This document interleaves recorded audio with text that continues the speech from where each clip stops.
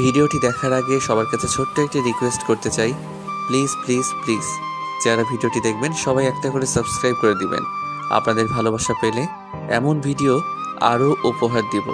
ভিডিওগুলো বানাতে অনেক কষ্ট হয়, আমি জানি। ভিডিওটি অনেক মানুষই দেখবেন, প্লিজ একটা করে সাবস্ক্রাইব করে দিবেন।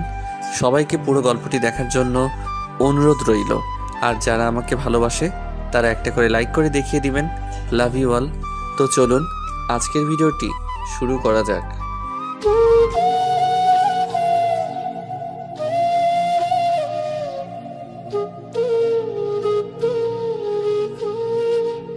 এই পিচ্চি, এইভাবে রাস্তার পাশে দাঁড়িয়ে দেওয়ালের দিকে মুখ করে কি করছিস তুই? দেখতে পাচ্ছেন না আমি দেওয়ালে ছবি আঁকছি? হোয়াট? আমি তো দেখছি তুই দাঁড়িয়ে দাঁড়িয়ে হিসু করছিস। দেখতেই যখন পাচ্ছেন তাহলে আবার জিজ্ঞেস করছেন কেন? কি আবার মুখে মুখে তর্ক করছিস? তুই তো দেখি খুব বেয়াদব একটা ছেলে। দেখি এদিকে ঘুরতো, তোর চাঁদ মুখখানা একটু দেখি। কে তুই? হ্যাঁ, এই তো দেখে নেন। আমার চেহারা অবশ্য খারাপ না, এই জন্য সবাই আমাকে দেখতে চায়। আপনি চাইলে একটা ছবিও তুলে রাখতে পারেন পরে দেখার সুবিধার জন্য। তবে রে, এইটুকু একটা ছেলে দেখে মনে হয় কত ভদ্র, একেবারে নিষ্পাপ, আর তুই কিনা এতটা বিচ্ছু। আবার দাঁত বের করে হাসছিস? দাঁড়া, তোকে দেখাচ্ছি মজা। এ কি আপু, আমাকে ভিজিয়ে দিচ্ছেন কেন? সেটা আমার সাথে বেয়াদবি করার আগে তোর ভাবা উচিত ছিল। ছি ছি ছি। কি হয়েছে? কোথাও মরা ইঁদুর দেখতে পেলেন নাকি? এইভাবে ছিছি করছেন কেন? আগে তুই নিজের প্যান্টের নিচের দিকে তাকা আহাম্মক, তাহলেই বুঝবি। এই রে, কথার ফাঁকে আবির নিজের প্যান্টের চেন আটকাবে সেটাই তার খেয়াল ছিল না। দেখছেন কি একটা অবস্থা? ঈশিতার বলার সাথে সাথে আবির পেছনের দিকে ফিরে তার প্যান্টের চেনটা আটকে দেয়। তারপর আবার ঈশিতার দিকে ফিরে সে লজ্জায় তার মুখে হাত দিয়ে বলে, আপু, কি? সত্যি করে একটা কথা বলবেন? আপনি আবার আমার কিছু দেখে ফেলেননি তো? হারামজাদা ছেলে, একে তো আমাদের বাসার দেওয়ালের সামনে দাঁড়িয়ে দাঁড়িয়ে এসব করছিলি, তার উপর আবার এসব বাজে কথা বলছিস। ও আচ্ছা আপু, এটা আপনাদের বাসা? সরি, আসলে খুব জোর পেয়ে গেছিল, তাই আশেপাশে কোথাও জায়গা না পেয়ে এখানে একটু যাই হোক, আপনাদের বাসার দেয়ালের রংটা খুব সুন্দর, তার উপর এখন একটু নতুন ডিজাইন করে দিলাম। ঈশিতা রেগে গিয়ে ওর দুটো চোখ বড় বড় করে ভুরুগুলো কপালে তুলে আবির দিকে তাকিয়ে আছে। মনে হচ্ছে যেন এক্ষুনি আবিরকে গিলে খেয়ে ফেলবে। কি হলো আপু, আপনি এভাবে আমার দিকে তাকিয়ে আছেন কেন? মনে হচ্ছে আপনি সকাল থেকে কিছু খাননি। আমার ব্যাগে চানাচুর আছে, আপনি খাবেন? দাঁড়া, আমি চানাচুর না, এক্ষুনি তোকে খাবো, দাঁড়া তুই। এ বলে মেয়েটি আবিরকে যে একটা দৌড়ানি দিয়ে ধরতে যাবে, তখন আবির সুযোগ বুঝে দিয়ে দেয় একটা লম্বা দৌড়। ছোটবেলায় একবার স্কুলে অঙ্কের দৌড়ে আবির প্রথম হয়েছিল। আজ মনে হচ্ছে সেই দৌড়টা আবারও তার কাজে লাগছে। আবির তো এক দৌড়ে ঈশিতার কাছ থেকে অনেকটা দূরে চলে যায়। আবির দৌড়াতে দৌড়াতে দূরে গিয়ে থেমে পড়ে। এরপর সে পিছনে ফিরে তাকিয়ে দেখে ওই দূরে ঈশিতাও তার পেছনে পেছনে দৌড়াতে দৌড়াতে ক্লান্ত হয়ে দাঁড়িয়ে গেছে। কোমরে হাত দিয়ে পথের দিকে তাকিয়ে হাঁপাচ্ছে সে, আর দূর থেকে আবিরকে পুরো ধুয়ে দিচ্ছে, মানে আবিরের 14 গোষ্ঠী উদ্ধার করে দিচ্ছে। এই যে আমার 14 গোষ্ঠী হলো অনেক বড়, আমার 14 গোষ্ঠীকে গালি দিতে আপনার বয়স ফুরিয়ে যাবে। দূর থেকে চিৎকার করে ঈশিতাকে বলছিল, আবির, পাঠক পাঠিকাগণ, এবার আমাদের গল্পের নায়কের পরিচয়টা দিয়ে নিন। আমাদের গল্পের নায়কের নাম হচ্ছে আবির। আবির সবেমাত্র এসএসসি পরীক্ষা শেষ করে কলেজে ভর্তি হয়েছে। আজ তার কলেজের প্রথম দিন ছিল। প্রথম দিন হয় আজ কলেজে কোনো রকম ক্লাস হয়নি, তাই কোনো রকম সবার সাথে একটু পরিচিত হয়ে আমাদের গল্পের নায়ক বাসায় ফিরছিল তার বেস্ট ফ্রেন্ড রিয়াদের সাথে। রিয়াদের বাসা আবিরদের বাসার একটু আগে, তাই রিয়াদ আগেই বাসায় পৌঁছে যায় আর আবির একা একা তাদের বাসার দিকে হাঁটতে থাকে। কিন্তু রাস্তার মধ্যে হঠাৎ করে আবিরের পা দুটো একটু হিসু ব্রেক দিয়ে দেয়। তারপর সে দাঁড়িয়ে আশেপাশে কোথাও তেমন জায়গা না পেয়ে সাইডে একটা বাড়ির দেওয়াল দেখতে পেয়ে আর আশেপাশে কাউকে না দেখে সেখানে কাজ চালিয়ে দিচ্ছিল। আর এরপর কি হলো তা তো আপনারা সবাই জানেন। আপাতত একটু জেনে রাখেন, বাকিটা আপনারা গল্পের মধ্যে জানতে পারবেন। দৌড়ানি খেয়ে বাসায় চলে আসে আবির। বাসার মেন দরজার কলিং বেল বাজাতেই আবিরের ছোট্ট বোন লামিয়া এসে দরজা খুলে দিল। আবির লামিয়ার দিকে তাকিয়ে দেখে লামিয়ার মুখটা কেমন গোমড়া করে আছে, মানে গাল দুটোকে ফুলিয়ে রেখেছে। লামিয়া, কি হয়েছে? তুই আজকে স্কুলে যাসনি? আম্মু কোথায়? জানি না, আমি তোমার সাথে কোনো কথা বলবো না। কেন? তুমি আমাকে তোমার সাথে তোমার কলেজে নিয়ে যাওনি কেন? আরে পিচ্চি মরিস, আজকে তো আমার কলেজের প্রথম দিন ছিল, তাই তোকে নিয়ে যাইনি। কালকে ঠিক নিয়ে যাব। সত্যি নিয়ে যাবা তো? এখন বল আম্মু কোথায়? আর তুই আজকে স্কুলে যাসনি কেন? আজকে আমাদের স্কুলের একজন স্যার মারা গেছে, তাই স্কুল তাড়াতাড়ি ছুটি দিয়ে দিয়েছে। আর আম্মু রান্না করছে কিচেনে। ও আচ্ছা। এরপর আবির লামিয়ার হাত ধরে বাসার ভেতরে প্রবেশ করে। আম্মু, আম্মু। আবির এসেছিস? যা ফ্রেশ হয়ে নে, আমার রান্না প্রায় শেষ হয়েছে, আমি তোকে খাবার দিচ্ছি। ঠিক আছে আম্মু। ভাইয়া ভাইয়া, আমার জন্য চকলেট নিয়ে এসেছো? না, আজকে আমি নিজেই কিছু খেতে পারি নাই, শুধু দৌড়ানি ছাড়া। মানে কি বলছিস? কে তোকে দৌড়ানি দিয়েছে? নিশ্চয়ই কারোর সাথে মারামারি করেছিস। আরে না আম্মু, কি যে বলো না তুমি, আমি তো ভালো ছেলে, মারামারি কেন করব? তাহলে কোথায়, কার থেকে দৌড়ানি খেয়েছিস? সত্যি করে বল। কোথাও না আম্মু, আমি ফ্রেশ হয়ে আসছি, তুমি খাবার রেডি করো। এরপর আবির রুমে গিয়ে তার কলেজের ব্যাগ কাঁধ থেকে বিছানায় ছুঁড়ে ফেলে দিল। তারপর একটা লুঙ্গি আর তোয়ালে নিয়ে ওয়াশরুমে প্রবেশ করলো আবির। গোসল করে ফ্রেশ হয়ে নিচে খাবার টেবিলে এসে বসে খাবার খেতে থাকে আবির। এর মধ্যে আবিরের আম্মু জিজ্ঞেস করে, তা আজকে কলেজের প্রথম দিনটা কেমন কাটলো বললি না তো? আম্মু, বেশ ভালোই কেটেছে। যাক ভালো। স্কুলে পড়ার সময় তো তোর দুষ্টুমির কারণে 3-3টা স্কুল বদলাতে হয়েছে। এখন তুই বড় হয়েছিস, কলেজে পড়ছিস, এখন কলেজ থেকে যেন তোর আর কোনো কমপ্লেন না আসে। আসবে না আম্মু? না আসলেই ভালো। এখন খাওয়া দাওয়া শেষ করে চুপচাপ রুমে গিয়ে রেস্ট কর। সন্ধ্যায় তোর আব্বু বাসায় ফিরে তোকে যদি বাসায় না দেখে তাহলে আবার রাগ করবে। এরপর আবির তার আম্মুর কথা মতো খাওয়া শেষ করে তার রুমে গিয়ে বিছানায় গা এলিয়ে দেয়। তার পা দুটো যেন এতক্ষণে একটু বিশ্রাম পাচ্ছে। বিছানায় শোয়ার সাথে সাথেই চোখ দুটো ঘুমে বন্ধ হয়ে আসছে আবিরের। তারপর একটু ঘুমিয়ে নেয়। বিকেলে ঘুম ভাঙে আবিরের। আবির ঘুম থেকে উঠে ফ্রেশ হয়ে বাসা থেকে ফুটবল নিয়ে মাঠে বন্ধুদের সাথে খেলতে যাওয়ার জন্য বের হয়। রাস্তা দিয়ে ফুটবল নিয়ে খেলতে খেলতে মাঠে যাচ্ছে আবির। তখন হঠাৎ আচমকা তার সামনে ঈশিতা আর তার বান্ধবীরা পড়ে যায়। একই পথ দিয়ে তারা আবিরের বিপরীত দিকে হাঁটছিল। একে হয়তো বলে কপাল, আবির আসলেই আর চাচ্ছিল না যে সে আবারও ওই মেয়ের সামনে পড়ুক, কিন্তু ভুলবশত আবার একবেলার মধ্যে তাদের দেখা হয়ে যায়। আবির ফুটবলটা হাতে নিয়ে ঈশিতাকে না দেখার ভান করে মাঠের দিকে এগোচ্ছে। এর মধ্যে ঈশিতা আবিরকে দেখতে পেয়ে ওর পাশে একটি মেয়েকে বলল, দেখ দেখ, এই সেই ছেলেটা যার কথা আমি এতক্ষণ তোদের বলছিলাম।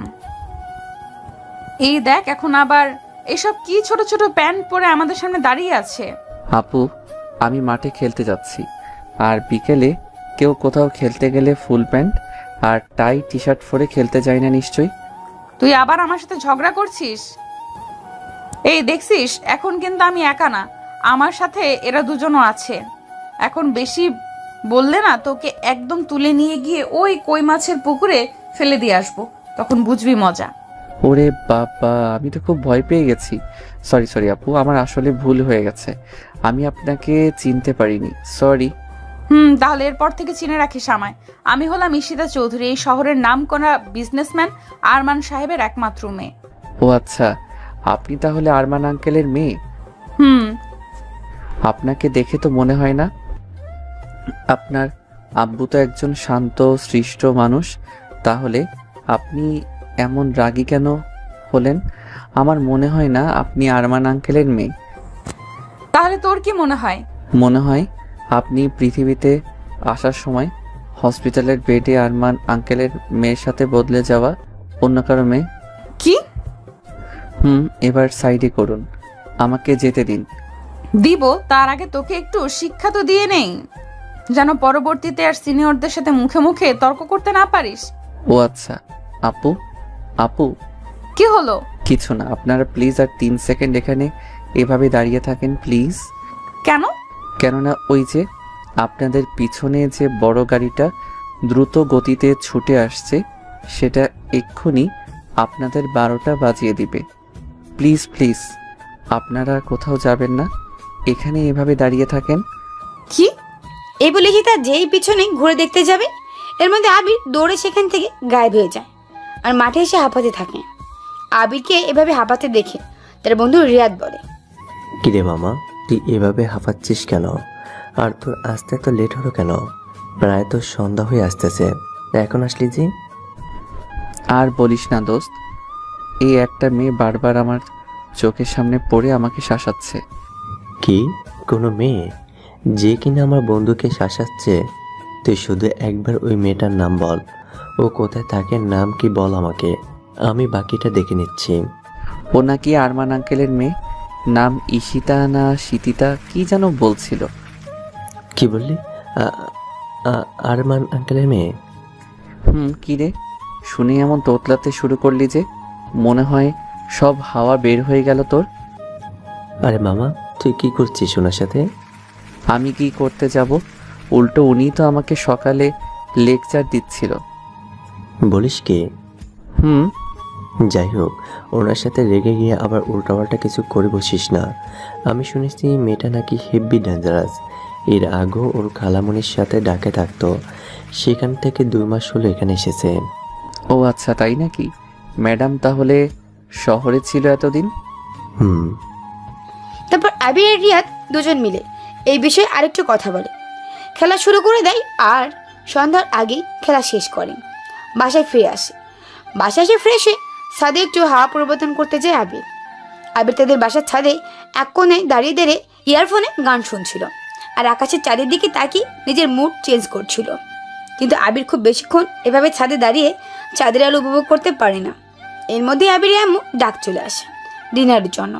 এরপর আবির নিচে এসে সবার সাথে ডিনার সেরে নেয়। খাওয়া দাওয়া শেষ করে রুমে এসে চুপচাপ শুয়ে ঘুমিয়ে পড়ে আবির। সকালে ঘুম থেকে উঠে ফ্রেশ হয়ে নাস্তা করে কলেজে যাওয়ার জন্য বের হয় আবির। এমন সময় তার ছোট্ট বোন লামিয়া এসে জেদ ধরে বসে তার সাথে কলেজে যাবে, কলেজের স্যারদের দেখবে। আবির যদিও প্রথমে লামিয়াকে সাথে নিয়ে যাচ্ছিল না, এরপর তার আম্মুর জোরাজোরিতে আর লামিয়ার কান্নায় সে রাজি হয়। তারপর আবির বাধ্য হয়ে লামিয়াকে নিয়ে কলেজে চলে আসে। কলেজে এসে লামিয়াকে ক্লাসে বসিয়ে রেখে আবির একটু প্রিন্সিপাল স্যারের রুমে যায় কথা বলতে। আসলে প্রিন্সিপাল স্যার হচ্ছে আবিরের আব্বুর বন্ধু, আর আবির তার কলেজে নতুন ভর্তি হয়েছে শুনে সে আবিরকে ডেকে পাঠিয়েছেন। আবির সুন্দর করে একটা সালাম দিয়ে প্রিন্সিপাল স্যারের রুমে প্রবেশ করলো। আসসালামু আলাইকুম স্যার। ওয়ালাইকুম সালাম। আবির, তোমার আব্বুর কাছ থেকে আমি জানতে পারলাম তুমি আমার কলেজে ভর্তি হয়েছো। তা এখানে তোমার কোনো অসুবিধা হচ্ছে না তো? জি না স্যার, আমার কোনো অসুবিধা হচ্ছে না। গুড, ঠিকমতো পড়াশোনা করবে আর বাবার মুখ উজ্জ্বল করবে। আর কোনো সমস্যা হলে অবশ্যই আমাকে সে বলবে, কেমন? জি স্যার। এরপর আবির প্রিন্সিপাল স্যারের সাথে আরও কিছুক্ষণ কথা বলে স্যারের রুম থেকে বের হয়ে ক্লাসে চলে আসে। ক্লাসে এসে দেখে লামিয়া নেই। লামিয়াকে ক্লাসে না দেখে আবিরের ভয়ে কপালে বেয়ে ঘাম ঝরতে থাকলো। লামিয়া আবার হারিয়ে যায়নি তো? তারপর আবির আর রিয়াদ দুজনে মিলে পুরো কলেজে ক্লাসে লামিয়াকে খুঁজতে থাকে, কিন্তু তারা কোথাও লামিয়াকে দেখতে পায় না। শেষমেশ ওরা দুজনে ক্লান্ত হয়ে কলেজের মাঠে পাশে একটা বটগাছে আসে, সেখানে গিয়ে বসে। আবির যেই আব্বুকে কল দিতে যাবে তখনই দেখতে পায় লামিয়া ঈশিতার হাত ধরে ক্লাসের দিকে যাচ্ছে। আবির তখন দৌড়ে লামিয়ার কাছে যেতেই ঈশিতা চিৎকার দিয়ে ওঠে, কিরে তুই এখানে কি করিস? আর এইভাবে দৌড়ে আমার সামনে আসলি কেন? কি মতলব তোর? দেখো, আমার সাথে কিন্তু উল্টাপাল্টা কোনো কিছুই করতে পারবি না তুই। এখানে কলেজের চারপাশেই কিন্তু আমার বডিগার্ডরা আছে। আমি একটা চিৎকার করলে সবাই এক্ষুনি দৌড়ে এসে তোর 12টা বাজিয়ে দিবে। আরে, আমি আপনার মতো শাকচুন্নিকে কি করতে যাব? আমি তো আমার বোনকে খুঁজছিলাম। আমাকে দেখে কি তোর বোন মনে হয়? আশ্চর্য, আপনি কেন আমার বোন হতে যাবেন? আপনি যার হাত ধরে আছেন ও আমার বোন। লামিয়া, তুই কোথায় গিয়েছিলি? আমি না তোকে ক্লাসে বসিয়ে রেখে গেলাম আর বললাম কোথাও না যেতে? তোর হাতে এতগুলো চকলেট। তুই এগুলো কোথায় পেলি? কে দিয়েছে? এই যে এই আপুটা আমাকে চকলেট কিনে দিয়েছে। না ভাইয়া, তুমিও এটা নাও। ও, কাল তাহলে আপনি আমার সাথে ওরকম ব্যবহার করে আজ আমাকে পটাতে কিনা আমার বোনকে চকলেট কিনে দিয়েছেন। বাহ বাহ। কি? আমি তোর মতন হনুমানকে পটাতে যাব কোন দুঃখে? দুনিয়ায় কি ছেলের অভাব পড়েছে নাকি? আমি দরকার হয় সারা জীবন সিঙ্গেল থাকবো, তাও তোর মতো ছেলেকে আমি পটাতে যাব না, বুঝলি? সেই থাকতে হবে। দেখতে তো ভূতের মতো, সে নাকি আবার ছেলে পটাবে। ওকে রাগানোর জন্য বললাম। সত্যি বলতে ঈশিতা দেখতে একদমই খারাপ না। ওর লম্বা লম্বা চুল, দুধে আলতা গায়ের রং, গোল গোল মুখ, গালে টোল পড়া হাসি, সব মিলিয়ে যেন মেঘের রাজ্যের পরীও। কিন্তু ওর বাবার ভয়ে কোনো ছেলে ওকে আজ অবধি কোনো ভালোবাসার কথা বলার সাহস পায়নি। কি বললি হনুমান? আমি ভূতের মতো দেখতে? এই তো আপনি এবার নিজের মুখে স্বীকার করলেন। তুই এই কলেজে কি করছিস? আমারও সেই একই প্রশ্ন। আপনি এখানে কেন? আর এটা আবার নতুন কলেজ, আমি কালই এখানে ভর্তি হয়েছি। তুই আর কোনো কলেজ খুঁজে পাস নাই? এই কলেজেই কেন ভর্তি হয়েছিস?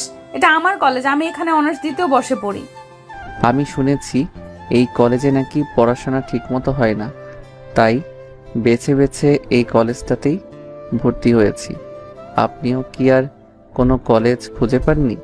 ঈশিতার কিছু বলতে যাবে তখনই কলেজে বেল পড়ে গেল আর সবাই তাড়াহুড়ো করে ক্লাসে প্রবেশ করলো।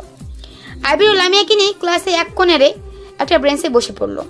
আমাদের গল্পের নায়িকা তো আবিরের সিনিয়র ক্লাসে পড়ে, তাই আবিরও ক্লাসে নেই। আজও কলেজে তেমন একটা ক্লাস হলো না। আবির লামিয়াকে নিয়ে বাসায় চলে আসলো। প্রতিদিনের মতো বাসায় এসে ফ্রেশ হয়ে খাওয়া দাওয়া সেরে দুপুরে একটু ঘুমিয়ে নিল আবির। এবার বিকেলে ঘুম থেকে উঠে ফ্রেশ হয়ে একটু নাস্তা করে নিয়ে সে মাঠে খেলতে যায়। আজকে ঋষিতার সাথে দেখা হয়নি তার। বিকেলে খেলাধুলা শেষ করে সন্ধ্যায় বাসায় এসে ফ্রেশ হয়ে নিজের রুমে শুয়ে শুয়ে রেস্ট নিচ্ছে আবির। বিছানায় শুইতেই চোখ দুটো বুঝে আসছে আবিরের। এরপর রাতে না খেয়ে ঘুমিয়ে পড়ে সে। যদিও আবিরের আম্মু তাকে ডাকতে এসে ঘুমোতে দেখে, আবিরকে আর জাগায়নি। পরদিন সকাল সকাল ঘুম থেকে উঠে ফ্রেশ হয়ে ব্রেকফাস্ট সেরে নিয়ে আবারও প্রতিদিনের মতো কলেজে যাওয়ার জন্য রেডি হয়ে নেই সে। গতকালকের মতো আজ আর লামিয়া আবিরের সাথে যেতে জেদ করেনি। গতকাল লামিয়াকে সাথে নিয়ে কলেজে যাওয়ার জন্য কোনো বন্ধুদের সাথে তেমন আড্ডা দিতে পারেনি আবির, তাই আজ একটু তাড়াতাড়ি বাসা থেকে বের হয় সে। আবির কলেজ গেটে প্রবেশ করতে দেখে ঈশিতা আর তার বান্ধবীরা একটা বাইকের উপর বসে আছে আর আড্ডা দিচ্ছে, যেমনভাবে ছেলেরা আড্ডা দেয় আর কি। আবির ভাবছে ওদের সামনে দিয়ে ওদের পাশ কাটিয়ে ভেতরে চলে যাবে নাকি সে বাসায় ফিরে যাবে। কলেজের গেটের সামনে দাঁড়িয়ে দাঁড়িয়ে এগুলো ভাবছে আবির। এরই মধ্যে ঈশিতা আবিরকে দেখে নেয় আর তাকে ইশারা করে বলে, ওই এদিকে আয় আয়। ঈশিতা আবিরকে ডাকছে ওর কাছে যাওয়ার জন্য। কি জানি আজ কাছে গেলে কি করবে আবিরকে। গতকাল তো ওনার সাথে আবির একটু বাড়িয়ে কথা বলে ফেলেছে, তাই আজ ওদের এভাবে কাছে ডাকার ভয় পাচ্ছে। যত যাই হোক ঈশিতা এখানকার সিনিয়র, ওরা তো কয়েকজন মেয়ে ওখানে, আর আবির এখানে একা। আল্লাহ জানে আজ আবিরের কপালে কি আছে। কিরে, তোর কানে কি আমার কথা যাচ্ছে না? তোকে ডাকছি তো। জি আপু, আসছি। আবির ভয় পেয়ে একটু একটু করে ওদের দিকে এগিয়ে যায় আর বলে, আমাকে ডাকছিলেন আপু? তো এখানে তুই ছাড়া আর কে বা আছে? ওই তোকে কি কথা বলতে বলেছি? ওর সাথে আজ আমি বোঝাপড়া করব।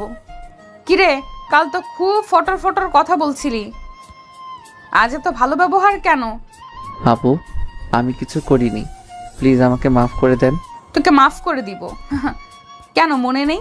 তুই আমার সাথে এই 2 দিন কি বেয়াদবিটাই না করছিস।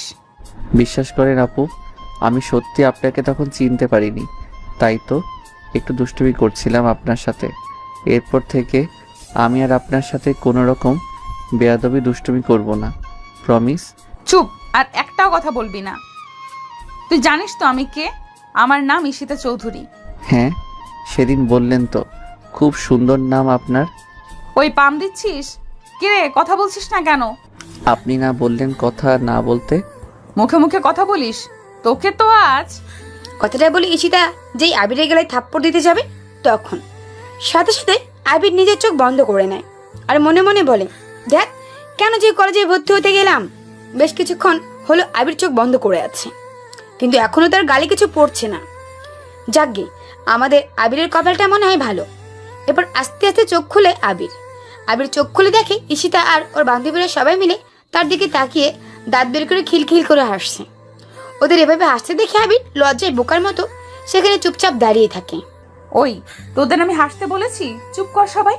আচ্ছা ঠিক আছে, তুই যেহেতু আমাদের কলেজে নতুন নতুন এসেছিস আর আমাকে চিনিস না, তাই তোকে আজ আমি মাফ করে দিলাম। ধন্যবাদ আপু।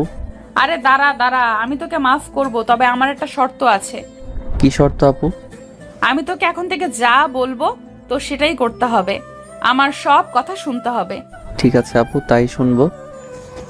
আমি আমার আম্মুর একমাত্র মেয়ে, আমার আম্মুর কোনো ছেলে নাই। আর আমি তোর কোন জন্মের আপু লাগি যে এত আপু আপু করছিস? সরি আপু, মানে সরি। আবার আপু? তুই আজ থেকে আমার নাম ধরে ডাকবি। কিন্তু আপনি তো আমার সিনিয়র, আমি আপনার নাম ধরে। তো কি হয়েছে, কত সিনিয়র জুনিয়র বিয়ে করে ঘর সংসার করতেছে, আর তোকে তো আমি শুধু নাম ধরে ডাকতে বলছি। আচ্ছা ঠিক আছে আপু, তাই ডাকবো। তা তোর মুখটা এমন বাংলার পাঁচের মতো করে মাটির দিকে তাকিয়ে আছিস কেন? আমার দিকে তাকা না একটু। এরপর আমাদের গল্পের নায়িকা ঈশিতা ওর হাত দিয়ে আবিরের মুখটাকে ধরে সামনের দিকে করে দেয়, অর্থাৎ তার ফেস বরাবর। আবির ঈশিতার দিকে তাকিয়ে দেখে একটা সুন্দরী ছেলেদের মতো প্যান্ট শার্ট, হাতে ঘড়ি পরে, চুলগুলো এলোমেলো করে ওর সামনে দাঁড়িয়ে আছে, আর সবাই হাসছে।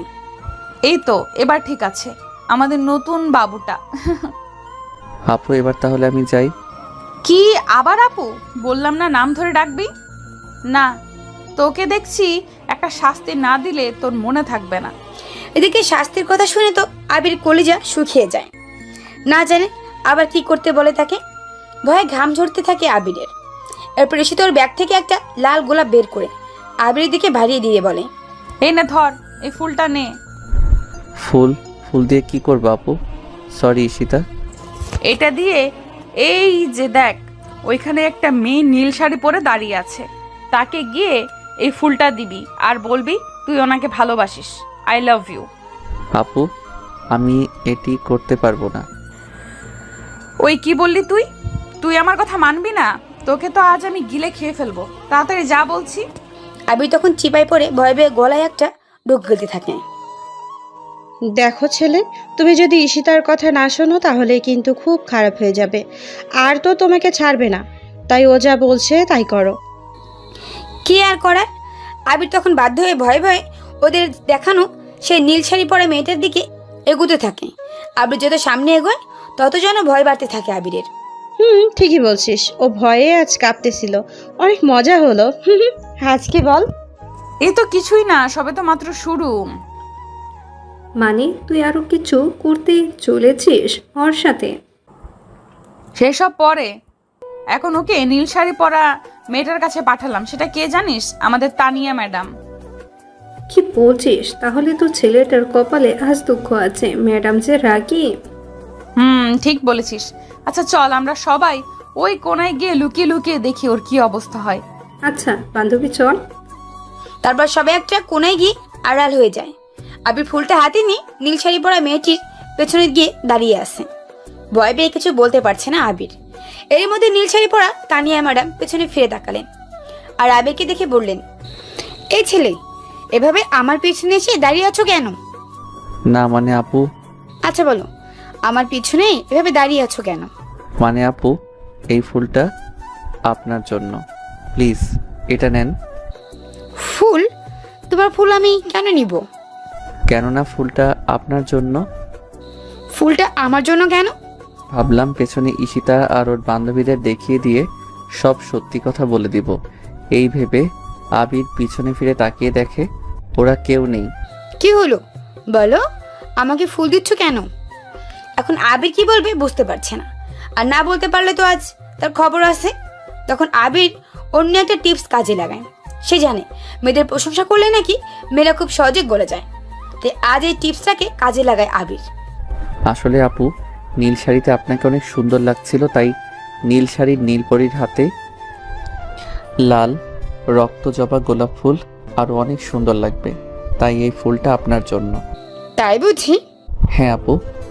তুমি কি এই কলেজে নতুন ভর্তি হয়েছো? হ্যাঁ আপু। ফার্স্ট ইয়ার তোমার?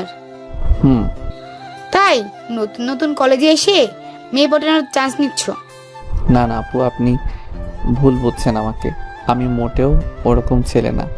আপনাকে সত্যি অনেক সুন্দর লাগছিল বলেই ফুলটা দিলাম। তাই? তাহলে তুমি এত ঘাবড়ে আছো কেন? আসলে প্রথমবার কাউকে ফুল দিচ্ছি তো, তাই একটু নার্ভাস লাগছে। তাই বুঝি? তা তুমি জানো আমি কে? না, জানি না। কে আপনি? আমি কলেজের ম্যাডাম। কি? আবার এইটা শুনেই বড়সড় একটা ধাক্কা খায়, আর মনে মনে বলে মেয়েগুলো আমাকে এভাবে ফাঁসিয়ে দিল। হায় আল্লাহ, এখন আমাকে কে বাঁচাবে?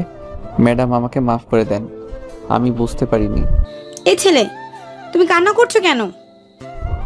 আমাকে ক্ষমা করে দিন ম্যাডাম, আমি আপনাকে চিনতে পারিনি। আমি ভেবেছি আপনি এই কলেজের স্টুডেন্ট। আবির তো ওইদিকে কঠিন অবস্থা। ওইদিকে ঈশিতা আর তার বান্ধবীরা মিলে আবিরের অবস্থা দেখে খুব মজা নিতে থাকে আর নিজেদের হাসাহাসি করতে থাকে। এই ছেলে, আমি কি তোমাকে কিছু বলছি নাকি? তুমি একা একা কান্না করে যাচ্ছ। আবির সাথে সাথে চুপ হয়ে গেল। গুড বয়, এখন বলো আমার সাথে এগুলো তোমাকে কে করতে বলেছে? ম্যাডাম, আপনি বুঝলেন কিভাবে যে আমাকে কেউ এগুলো করতে বলেছে? আমি প্রথমেই তোমাকে দেখে বুঝতে পেরেছি। এখন বলো তো। পরে বলবো ম্যাডাম। না, তুমি এখনই বলো, সমস্যা কোথায়? ম্যাডাম, যদি তারা আবার আমার সাথে এমন করে তখন বলবো আপনাকে। আচ্ছা ঠিক আছে, তাহলে তুমি এখন ক্লাসে যাও, কিছুক্ষণ পরই ক্লাস শুরু হবে। হুম। কি হলো, যাচ্ছ না কেন? কিছু বলবে? ম্যাডাম। বলো। ম্যাডাম, এই শাড়িটাতে আপনাকে সত্যি অনেক সুন্দর লাগছে। বলে আবির পেছনের দিকে এগিয়ে বসে।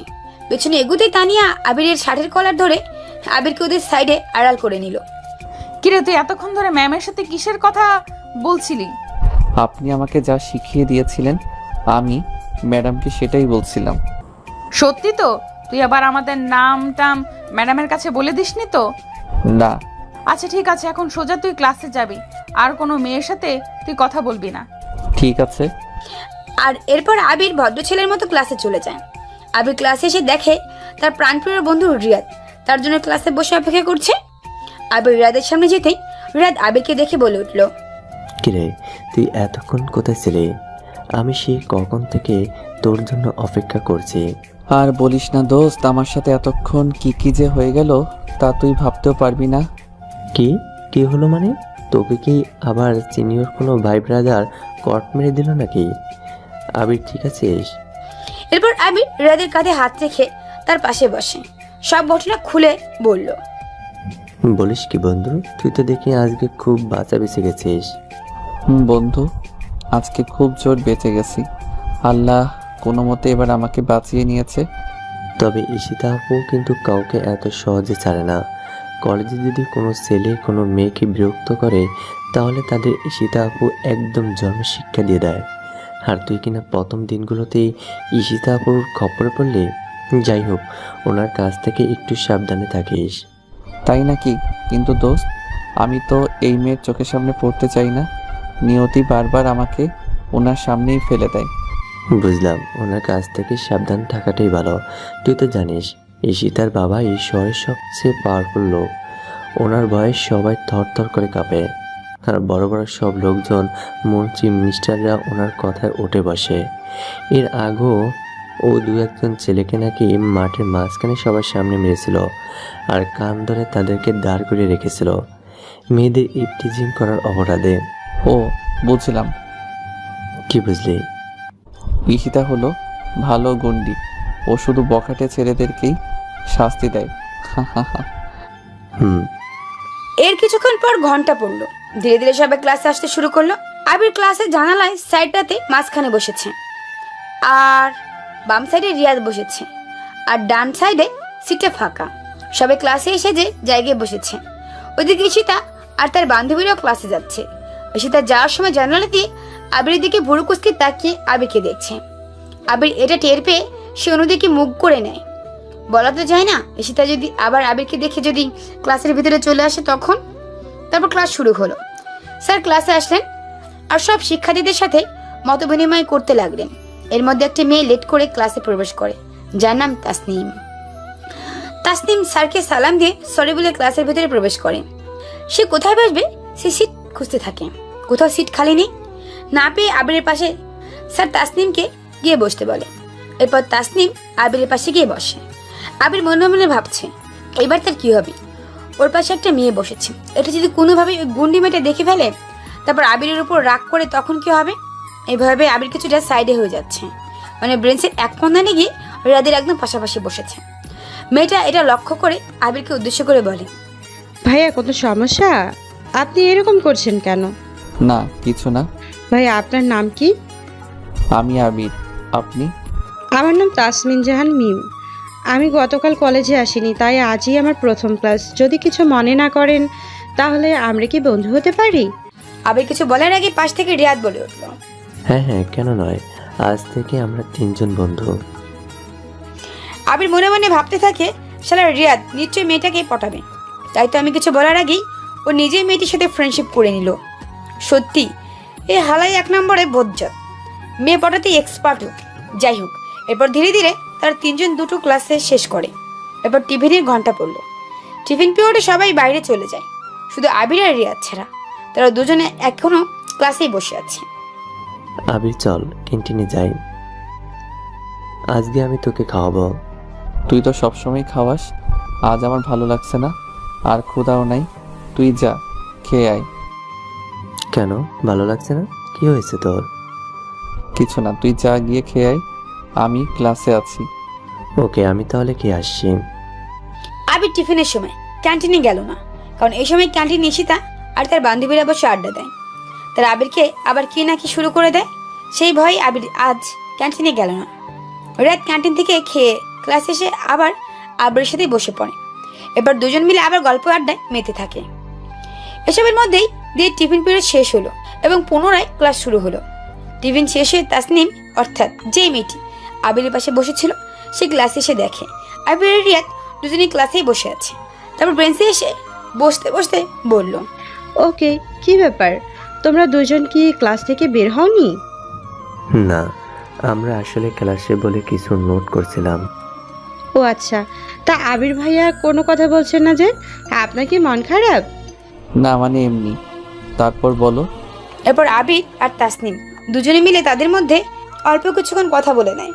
এর মধ্যে ঈশিতা আর তার বান্ধবীরা তখন জানালার পাশে বারান্দা দিয়ে ক্লাসে যাচ্ছিল। আর ঈশিতা আবিরকে অগ্নিদৃষ্টি দিয়ে দেখছে। আবির ঈশিতার তাকানো দেখে যেই লুকাতে যাবে এমনি ক্লাসে ছাড় চলে আসে আর সবাই দাঁড়িয়ে যায়। আবির এদিকে মনে মনে ভাবতেছে, আমি আবার গেছি, ওরা আসার আর সময় পেল না, এবার নিশ্চয়ই আমার প্রাণটা যাবে। এরপর আবির অনেক ভয়ে ভয়ে সব ক্লাসগুলো শেষ করে। ছুটির সময় তারা 3 জনই ক্লাসরুম থেকে বের হয়ে বাইরে চলে আসে। তাসনিম রিয়াদ আর আবিরকে বাই বলে। তাসনিম অন্য মেয়েদের সাথে কলেজ থেকে বের হয়ে গেল। আবির আর রিয়াদও আজকে আর কোথাও দাঁড়ালো না, না জানি আবার কোন ভুল করে বসে সেই ভয়ে। আবির আর রিয়াদ তাড়াতাড়ি করে কলেজের মাঠ থেকে বের হওয়ার জন্য চেষ্টা করছে, যাতে তারা ঈশিতার চোখে না পড়ে, কিন্তু তাতে কোনো লাভ হলো না। কলেজ গেটের কাছে আসতেই কে যেন আবিরকে পেছন থেকে ডাক দেয়। আবির পেছনে ঘুরে দেখে ঈশিতা ডাকছে। আবির তখন একটু চালাকি করে, না শোনার ভান করে পুনরায় হাঁটতে থাকে। এই আবিরের বাচ্চা, আর একটা পা যদি তুই সামনে বাড়িয়েছিস তাহলে তোর হাত পা ভেঙে নিউজ পেপারে ছাপিয়ে দিব বলে দিলাম। ঈশিতার কথায় আবির সেখানেই থমকে দাঁড়িয়ে যায়। এদিকে রিয়াদ তো ভয় আগে থেকে দৌড়ে পার হয়ে যায়। আবির তো ভয় একদম ঘেমে যাচ্ছে। এরপর ঈশিতা আর ওর বান্ধবীরা আবিরের সামনে এসে দাঁড়ালো।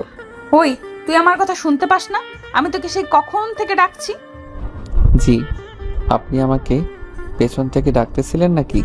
আর তুই আমার সাথে ইয়ার্কি করিস? তোর তো অনেক বড় কলিজা। সত্যি আমি শুনতে পাইনি। গার্লস, তোরা সবাই বাসায় চলে যা, আমি আর আবির দুজন একটু পরে আসছি। আমাদের ভাগিয়ে দিয়ে কোথায় যাবি তোরা দুজন? বেশি কথা না বলে যা তোরা। এরপর সবাই চলে গেল। আবির আর ঈশিতা এখন একা দাঁড়িয়ে আছে। ওই যে ওই বাগানের দিকটায় চল। কেন? বিশ্বাস করেন আপু, আমি কিছু করিনি। ভিতর ডিম, আমি কি তোকে বলেছি তুই কিছু করেছিস? তাহলে আমাকে কেন ওই বাগানের ভিতর ধরে নিয়ে যাচ্ছেন? সেটা গেলেই বুঝতে পারবি, চল আগে। এরপর ঈশিতা আমার হাত ধরে টানতে টানতে একটা জায়গায় নিয়ে গেল, যেটা কলেজের এক পাশে কিছু ঘন গাছপালায় ঘেরা একটা জায়গা। ওখানে গিয়ে আবির দেখে সবাই জোড়ায় জোড়ায় বসে আছে। ঈশিতাকে সেখানে দেখে সবাই উঠে চলে যাচ্ছে। আবির শুধু ভাবছে, ঈশিতাকে এরা সবাই এত বেশি ভয় পায়, বাহ বাহ। এরপর ঈশিতা আবিরকে একটা ছোট্ট গাছের নিচে গিয়ে বসে আবিরের হাত ধরে তার কাঁধে মাথা রাখে। আপু, আমাকে এখানে কেন আনলেন? আমি বাসায় যাব। কি হলো আপু, আমাকে মারলেন কেন? সকালের কথা মনে নাই? তুই আবার আমাকে আপু বললি কেন? আমি তো বললাম আমার আম্মুর কোনো ছেলে নাই। সরি, ভুল হয়ে গেছে। এখন বলুন আমাকে এখানে ধরে আনলেন কেন? আমি সকালে তোকে কি বলেছিলাম? কি বলেছিলেন? ভুলে গেছিস? আমি তোকে বলেছিলাম তুই কোনো মেয়ের সাথে মিশবি না, কারোর সাথে কথা বলবি না। এরপরও আমি টিফিন শেষে ক্লাসে যাওয়ার সময় দেখলাম তুই কি সুন্দর ক্লাসে বসে একটা মেয়ের সাথে গল্প করছিস। কেন? আসলে ওখানে আমার কোনো দোষ নেই। স্যার নিজেই ওই মেয়েটাকে আমার পাশে বসিয়ে দিয়েছিল। আর কোথায় বসার সিট ছিল না বলে। তাই বলে তুই এই মেয়েটার সাথে ওইভাবে হেসে হেসে কথা বলবি? আর আমি কিছু বলতে গেলেই তোর গলা শুকিয়ে যায়, অথচ অন্য মেয়েদের সাথে দেখি ভালোই কথা বলতে পারিস। সরি, আমি কিছু বলিনি। উল্টো উনি আমাকে বারবার প্রশ্ন করে যাচ্ছিল, তাই কথা বলতে হয়েছে। চুপ, একদম চুপ। আর বলতে হবে না, আমি সব বুঝি। আচ্ছা ঠিক আছে, আমি আর ওনার সাথে কথা বলবো না। শুধু ওনার সাথে কেন, কারোর সাথে কথা বলবো না। এখন আমাকে প্লিজ বাসায় যেতে দিন। কি সেই থেকে বাসায় যাব করছিস? বাসায় কি বউ রেখেছিস নাকি তুই? সরি, আর বলবো না। এই তো এতক্ষণে ভালো ছেলের মতো কথা আসছে মুখে। এখন যেহেতু এই মেয়েটার সাথে তুমি কথা বলেই ফেলেছো, তাই শাস্তি স্বরূপ তোমার এখন আমাকে নিয়ে ফুচকা খেতে যেতে হবে। না আব্বু, আমাকে আপনার সাথে দেখলে বকবে। আর আমি কেন আপনাকে ফুচকা খাওয়াতে নিয়ে যাব? কি এত বড় কথা? তারা তোকে দেখাচ্ছি মজা। এই বলে ঈশিতা আবিরের চুলগুলো ধরে আবিরের মাথা চটকাতে থাকলো।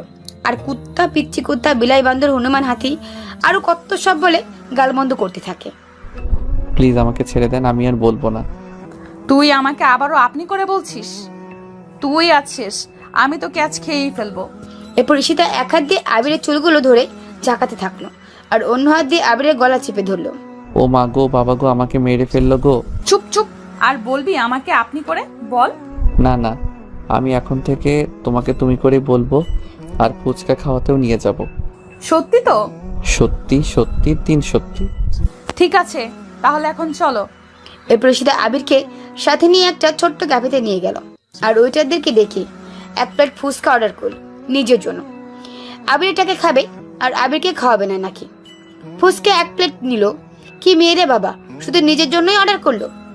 কিছুক্ষণ পর ফুচকা চলে আসলো, তার বেশিটা খেতে শুরু করলো। এই পিচ্ছি, হা কর। না, আমি এসব খাবো না। দেখো ভালোই ভালোই বলছি, খেয়ে নাও। আচ্ছা দাও, আমি নিজেই খেয়ে নিচ্ছি। কেন?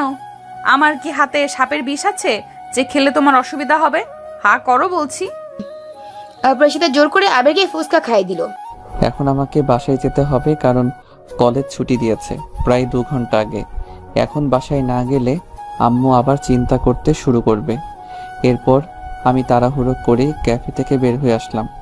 বাসার উদ্দেশ্যে ছুটছি, যদিও ঈশিতা আমাকে বাসায় ছেড়ে আসতে চেয়েছিল, কিন্তু আমি বারণ করে দিয়েছিলাম। আমি বাসায় চলে আসলাম। বাসার মেইন দরজার সামনে দাঁড়িয়ে কলিং বেলে চাপ দিতেই আম্মু এসে দরজা খুলে দিয়ে বলল, আজ তোর আসতে এত লেট হলো কেন? রাস্তায় কোনো বিপদ আপদ হয়নি তো? না আম্মু, আসলে কলেজে আমার একটু কাজ ছিল, তাই আসতে লেট হয়ে গেছে। ও আচ্ছা, তো আয় ভিতরে আয়, রুমে গিয়ে ফ্রেশ হয়ে নে, আমি তোর জন্য খাবার বাড়ছি। এরপর আবির বাসার ভেতরে প্রবেশ করে সোজা নিজের রুমে চলে গেল। রুমে গিয়ে কাঁধ থেকে ব্যাগটাকে ছুঁড়ে বিছানায় ফেলে দিয়ে সে একটা তোয়ালে আর লুঙ্গি নিয়ে বাথরুমে প্রবেশ করলো গোসল করে নিতে। আবির গোসল করে এসে খাওয়া দাওয়া করে নিল। এর মধ্যে সন্ধে হয়ে আসলো।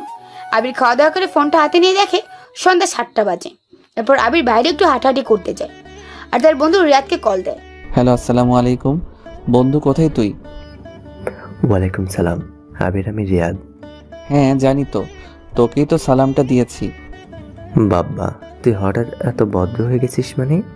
হ্যাঁ দোস্ত, আসলে পরিবর্তনটা জরুরি কিনা তাই। যাই হোক শোন, 5 মিনিটের মধ্যে লেকের পাড়ে আসতে পারবি? কেন, কি হয়েছে? কোনো সমস্যা নাকি? এত প্রশ্ন না করে বল, আসতে পারবি কিনা? অবশ্যই আসতে পারবো। তুই বলছিস আর আমি আসবো না? তুই দাঁড়া, আমি এক্ষুনি আসছি। এরপর আবির একটা লাঠি নিয়ে লেকের পাড়ের দিকে যাচ্ছে আর মনে মনে বলছে, শালা আজকে একটা দিব। ও তখন ঈশিতার সামনে আমাকে একা রেখে দৌড়ে পালালো কেন, সেটা ওর কাছ থেকে শুনবো। আবির রাগে রাগে লেকের পাড়ের দিকে এগুচ্ছে। গিয়ে দেখে রিয়াদ একটা বেঞ্চে বসে ফেসবুকে কার সাথে যেন চ্যাটিং করতেছে। আবিরকে দেখে রিয়াদ ফোনটা রেখে বলে, আবির এতক্ষণ আসলি? আমি সেই কখন থেকে এখানে বসে আছি, বস। আবির কোনো কথা বলছে না। কিরে তুই কথা বলছিস না কেন? আর তোর হাত দুটো এমন পিছনে করে আসিস কেন? কি নিয়ে আসছিস আমার জন্য? আম্মু আজকে আমের আচার বানাইছিল বাসায়, সেটাই তোর জন্য কাচের বয়ামে করে নিয়ে আসছি। ও তাই নাকি? তা কোথায় দে, আমি আবার আন্টির হাতের আচার খেতে খুব ভালোবাসি, এটা জানিস তো। সেই জন্যই তো নিয়ে এসেছি তোকে খাওয়াবো বলে। খাওয়াবো বলে তো লুকিয়ে রাখছিস, দে আমাকে দে। দিচ্ছি, আগে তুই ওদিকে তাকা, সারপ্রাইজ হিসেবে দিব তোকে। আরে মামা এমনি দে, তুই কি আমার গার্লফ্রেন্ড নাকি যে আমি অন্যদিকে তাকাবো আর তুই সারপ্রাইজ হিসেবে আমাকে কিছু দিবি? তাই না? তারপর আবির ওর হাত দুটো সামনে এনে লাঠিটা দিয়ে রাদের পিছনে ছোট্ট করে দুটো লাঠির বাড়ি বসিয়ে দেয়। রাত বাড়ি খেয়ে ওর পিছনে হাত বোলাতে বোলাতে বলে, আচার খাওয়ানোর নাম করে মারছিস কেন? এই জন্যই কি আমাকে এই সন্ধ্যাবেলা বাসা থেকে ডেকে নিয়ে আসলি? শালা, তুই তখন আমাকে ঈশিতা আপুদের সামনে একা রেখে দৌড়ে পালালি কেন? তো কি করবো, তোদের মামলা তোরে বুঝিস। আমি কেন মিশে ওনার সামনে বলে পাঠাতে যাব? আর আমি ভয় পেয়ে গেছিলাম কিনা তাই দৌড়ে পালিয়েছি। তুই কেন ওখানে দাঁড়িয়েছিলি? তুইও তো আমার পিছন পিছন দৌড়ে ওখান থেকে পালাতে পারতি। শালা। তারপর আবির রিয়াদের মধ্যে অল্প কিছুক্ষণ একটু হাতাহাতি হয়। শেষে দুজনেই ক্লান্ত হয়ে বেঞ্চে বসে যায়। শালা গন্ডার, যা সিগারেট নিয়ে আয়, তোর সাথে মারামারি করতে করতে ক্লান্ত আমি। 50 টাকা দে। 50 টাকা কেন? সিগারেট তো 10 টাকা করে, দুজনের জন্য দুইটা 20 টাকা, তাহলে 50 টাকা কেন চাচ্ছিস? 20 টাকার সিগারেটের দাম আর 30 টাকা আমার চার্জ। আচ্ছা ঠিক আছে, এই নে ফকির 50 টাকা। তারপর আবির বেঞ্চে বসে ফেসবুকিং করছে। রিয়াদ দোকানে সিগারেট আনতে যাচ্ছে। বন্ধু বান্ধবের আড্ডায় কি সিগারেট ছাড়া জমে বলেন? 2 মিনিটের মধ্যেই রিয়াদ সিগারেট ধরিয়ে দিল। আবির দিকে আসতে থাকে। ওকে আসতে দেখে রিয়াদ উঠে দাঁড়ায়, নয়তোবা ছেলে একাই দুটো সিগারেট শেষ করে দিবে। ঠিক তখনই এই রাস্তা দিয়ে আবিরের আব্বু অফিসে একজন সহকারী যাচ্ছিল। সে আবিরকে চেনে। তাকে আসতে দেখে রিয়াদ আবিরকে কেস খাওয়ানোর জন্য সিগারেটটা হাতে নিয়ে আবিরের দিকে দৌড়ে আসতে থাকে আর চিৎকার করে বলতে থাকে, আবির এই নে বন্ধু আবির, ধর। ওই না না বলে আবির দৌড়াতে থাকে। ওদিকে আবিরের আব্বুর অফিসে সহকারী উনি সব দাঁড়িয়ে দাঁড়িয়ে দেখছে। আবির দৌড়াচ্ছে আর পেছনে পেছনে রিয়াদ দৌড়াচ্ছে সিগারেট নিয়ে। দেখছেন ভাই, বন্ধু বান্ধব কিভাবে কেস খাওয়াই দেয়। আবির দৌড়াতে দৌড়াতে একটা চিপায় গিয়ে দাঁড়ায়। ওর পিছনে পিছনে রিয়াদ এসেও দাঁড়িয়ে গেল আর খিলখিল করে হেসে বলল, কেমন দিলাম বন্ধু? শালা মজা করিস? তুই জানিস না ওই আঙ্কেলটা আমার আব্বুর অফিসেই জব করে? এখন যদি আব্বুকে সব বলে দেয় তো কি হবে? আরে কিচ্ছু বলে দিবি না, নে ধর এখানে সিগারেট নে। দেখ, আমি সত্যি সত্যি যদি বাসায় কট খাই তাহলে কিন্তু তোরেও আমি ছাড়বো না, বলে দিলাম। আরে নে ধর, এখন এইসব নেগেটিভ চিন্তা করা বাদ দে। এরপর তারা দুই বন্ধু মিলে আর বেশিক্ষণ আড্ডা দিয়ে যে যার মতো বাসায় চলে যায়। আবির বাসায় আসতে দেখে তার আব্বুর বাসায় চলে আসছে। মনে হয় আমি বাসায় ঢুকতে একটু লেট করে ফেলছি আবিরের আব্বু তাকে দেখে কিছু কথা শুনিয়ে জিজ্ঞেস করে, তোমার নতুন কলেজ, তোমার পড়াশোনা কেমন হচ্ছে, আর তুমি এত রাতে বাইরে কেন? আবির তুমি কি দিন দিন কিন্তু আমার অবাধ্য হয়ে যাচ্ছ? এরকম আরো কিছু কথা শুনিয়ে দেয় আবিরের আব্বু। এরপর তাকে ভেতরে আসতে বলে।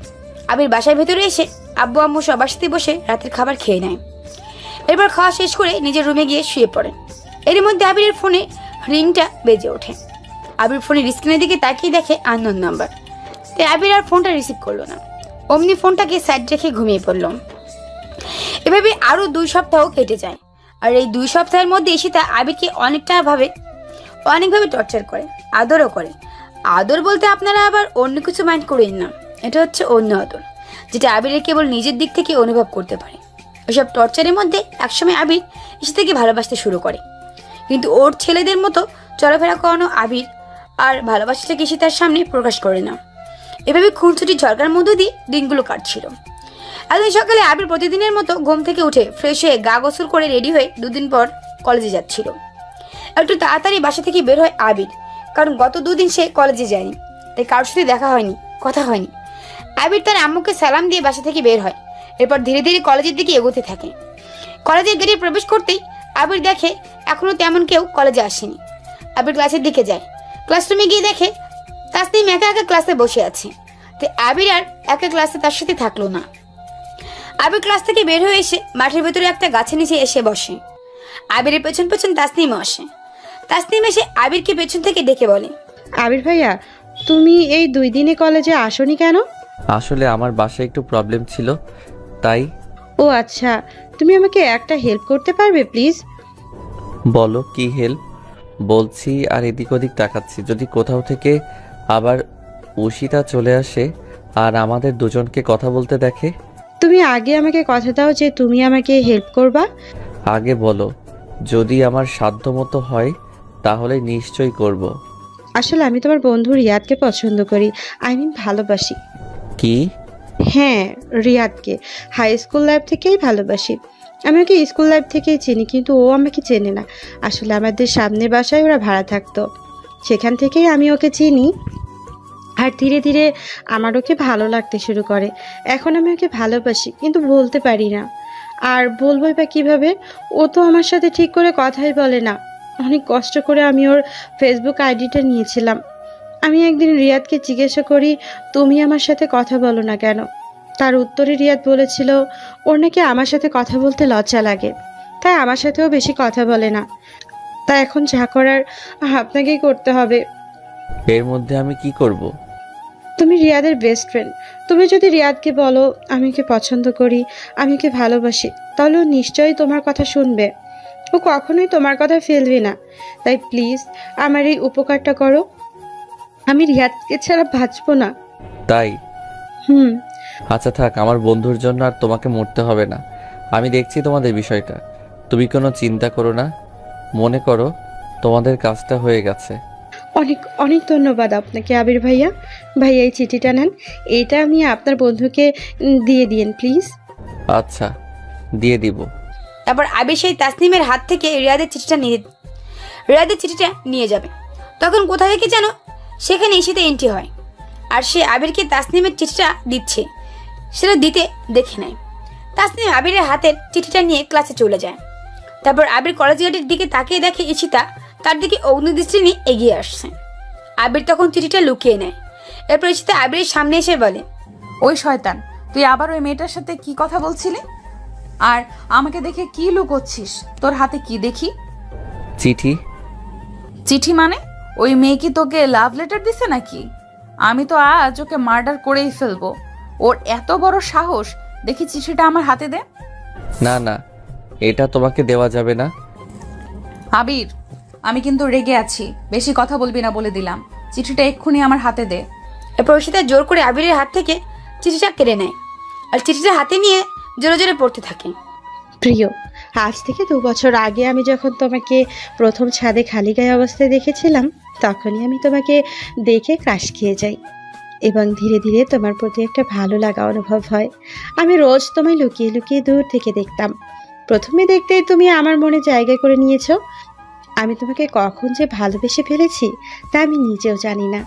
আমি জানি না তুমি কি আমার হবে নাকি আমি তোমার হব। আমি সবসময় তোমাকে এক নজর দেখার জন্য ছটফট করি, কিন্তু কখনোই তোমাকে সামনাসামনি বলতে পারতাম না ভালোবাসি। যদি তুমি আমাকে ফিরিয়ে দাও সেই ভয়ে। ইতি তোমার জন্য অপেক্ষা করতে থাকা তোমার ভালোবাসা, তাসনিম। চিঠিটা পড়ে ঈশিতার ভুল বুঝে কান্না করে দেয়। ও সত্যি সত্যি ভেবেছিল চিঠিটা আবিরের জন্য। আমি সত্যি তোকে অনেক ভালো মনে করেছিলাম, এই জন্য প্রথম দিন থেকেই আমি তোরা তো কাছাকাছি থাকতাম। ভেবেছিলাম আমি তোকে নিয়ে পরিবর্তন হয়ে যাব, কিন্তু তুই আমার সেই ভাবনাগুলোকে মিথ্যা বুঝিয়ে দিলি। আমার বিশ্বাসের সৎ ব্যবহার করলি তুই। কি বলছো এসব? আমি তোমার কথা কিছুই বুঝতে পারছি না। চুপ, একদম চুপ। তোকে আর কিচ্ছু বলতে হবে না। আমি চলে যাচ্ছি, আর কখনো তোমাকে বিরক্ত করব না, তোমাকে শাসনও করব না। ভালো থেকো তুমি ওই মেয়েকে নিয়ে।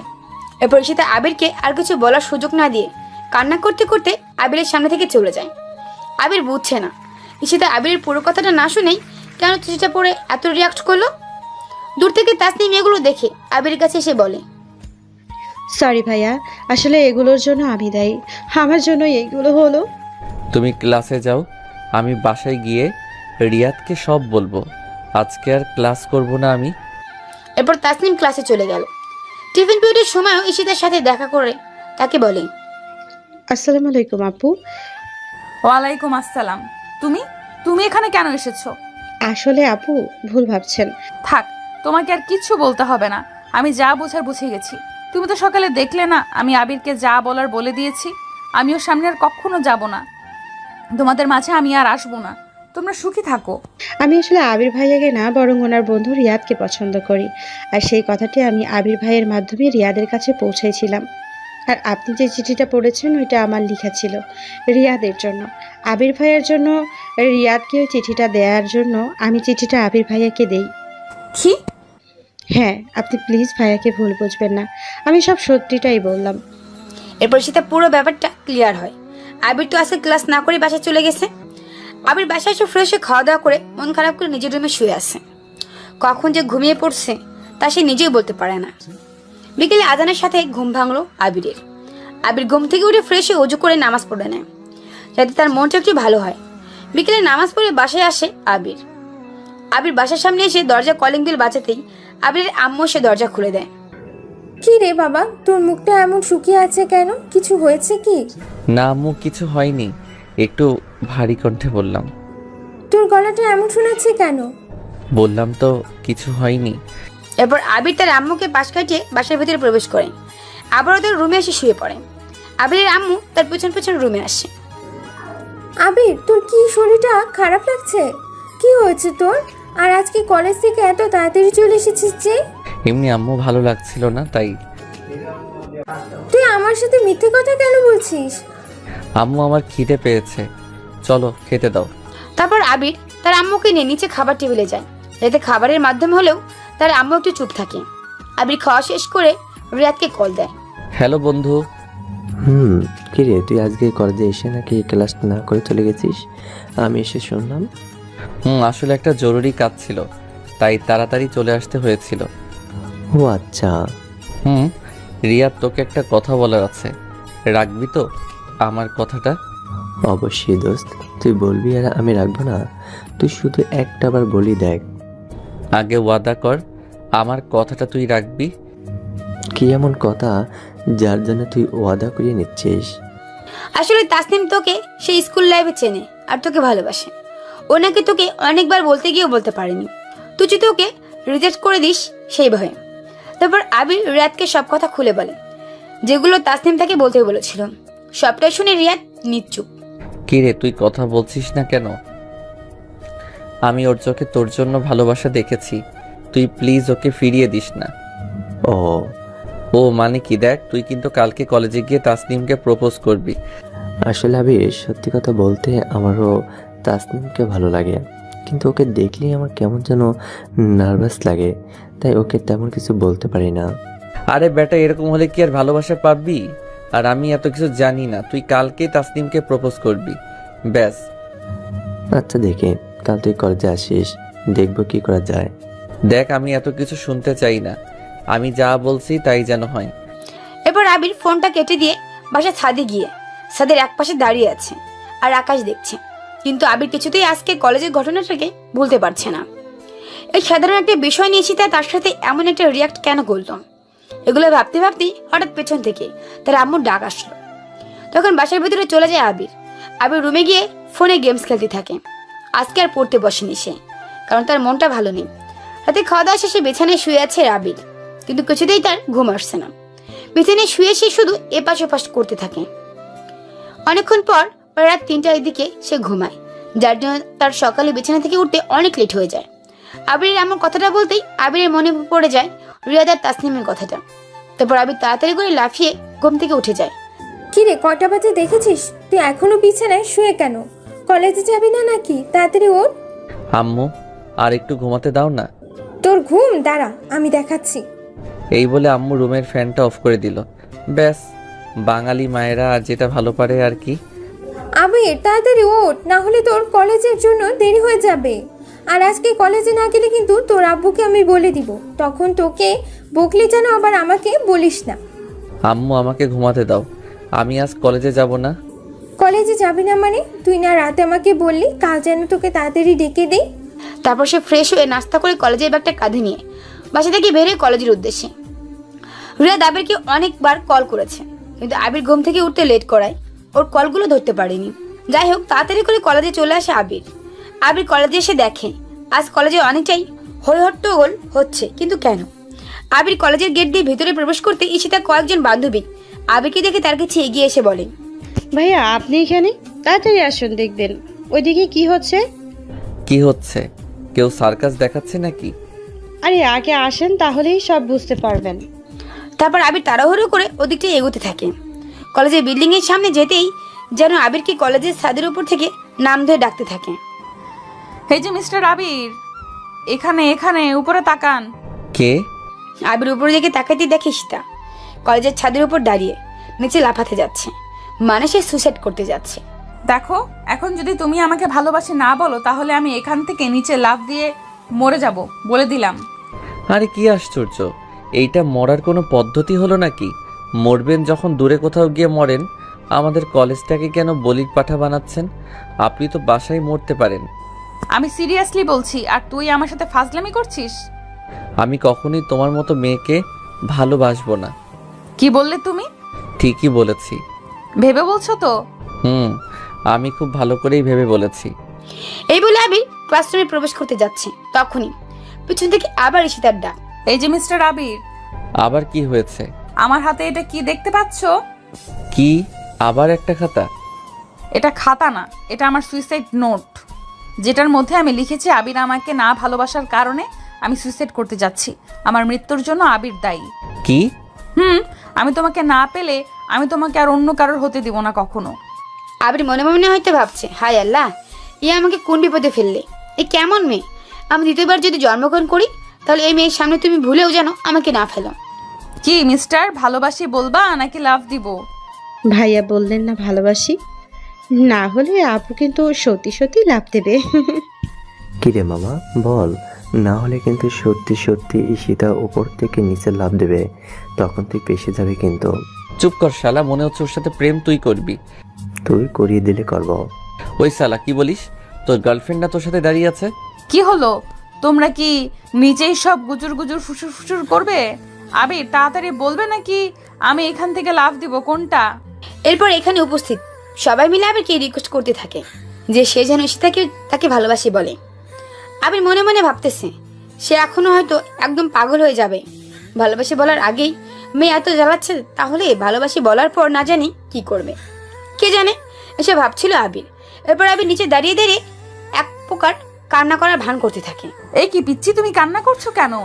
এমনিতেও আমি মরে গেলে তো তোমাকে জেলে বসে সারা জীবন কান্না করতেই হবে, তখন কেঁদো। আমি এখন 1 থেকে 5 অবধি গুনবো, এর মধ্যে তুমি যদি আমাকে ভালোবাসি না বলো, তাহলে আমি এখান থেকে সোজা নিচে লাফ দিব। এই 1 2 3। ভালোবাসি। আবির তখন চিৎকার করে আর কোনো উপায় না পেয়ে এসে তাকে ভালোবাসি বলে দেয়। আসলে পাগলটা তো থামাতে হবে। আবির ভালোবাসি বলাতেই নিচে থাকা রিয়াদ, ওর গার্লফ্রেন্ড তাসনিম সহ বাকি সব শিক্ষার্থীরা একসাথে ইয়াহু বলে খুশিতে একটা চিৎকার দেয়। Yahoo, yes. কলেজের ছাদ থেকে ঈশিতা দৌড়ে নিচে আসলো, আর এদিকে সবাই মিলে আবিরকে কোলে তুলে নিয়ে নাচানাচি শুরু করে দিল। মনে হয় সে এক অন্য কোনো গ্রহ থেকে প্রথমবার পৃথিবীতে এসেছে এমন অবস্থা। ঈশিতা দৌড়ে নিচে এসে আবিরকে যে জড়িয়ে ধরতে যাবে, তখন আবির ওকে বাধা দেয়, মানে এক্ষুনি প্রেম হলো আর এক্ষুনি জড়িয়ে ধরবে, তাও কিনা এত সব শিক্ষার্থীদের মধ্যে। দেখো, এসব জড়িয়ে ধরা চুমু খাওয়া সব বিয়ের পরে হবে, এখন এসব কিছুই না। ওকে, নো প্রবলেম। ভালোবাসি বলছো, এটাই অনেক। পরে যখন তোমাকে নিজের করে পাবো, তখন এমনিতেও তো সব হবে। ঈশিতার হাসি দেখে আবিরের যেন গা জ্বলে যাচ্ছে। আবির তো আগে থেকে ঈশিতাকে পছন্দ করে, কিন্তু ওর ছেলেদের মতো চলাফেরা আর ছেলেদের মতো ড্রেস আপ পরা কারণে আবির ওর প্রতি তার ভালোবাসা প্রকাশ করে না। সে চায় ঈশিতাকে পরিবর্তন করতে। আবির ঈশিতাকে ভালোবাসে বলতে আজকের মতো সবকিছু ঠিক হয়ে গেল। ধীরে ধীরে কলেজের সব স্যার ম্যাডামরা চলে আসলো আর ক্লাসের সময় হয়ে গেল।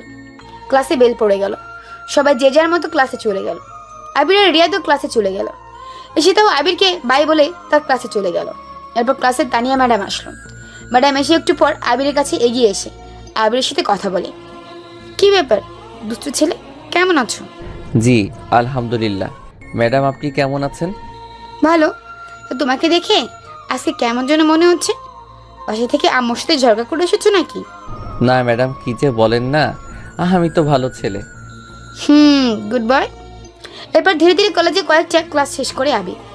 ক্লাস শেষ করে কাউকে কিছু না জানিয়ে আবির আর রিয়াদ ছুটির আগে কলেজ থেকে বের হয়ে বাসায় চলে আসে। আবির বাসায় ফিরতেই দেখে তার আব্বু আম্মু আর লামিয়া, অর্থাৎ তার ছোট বোন সহ সবাই রেডি হয়ে কোথায় যেন যাচ্ছে।